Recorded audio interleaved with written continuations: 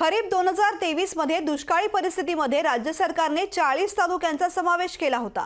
या शेतकऱ्यांना मिळणारे राज्य सरकारकडून SDRFच्या सरकार शेतकऱ्यांना 13,600 रुपये अनुदान देणार आहे।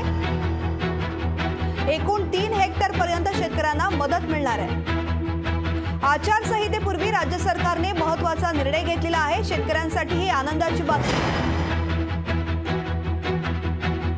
शेतकऱ्यांसाठी अतिशय आनंदाची बातमी आहे। आचारसंहिता लागण्याआधी सरकारने मोठा निर्णय घेतला आहे। सरकार शेतकऱ्यांना 13,600 रुपये अनुदान देणार आहे।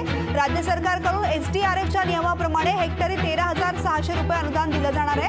एकूण 3 हेक्टर पर्यंत शेतकऱ्यांना मदत मिळणार आहे।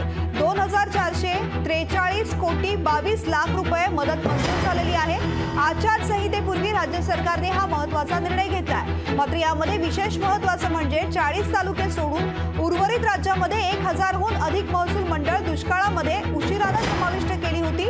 त्या शेतकऱ्यांना कुठल्याही मदतीबाबत अद्याप शासन निर्णय समोर आला नाहीये।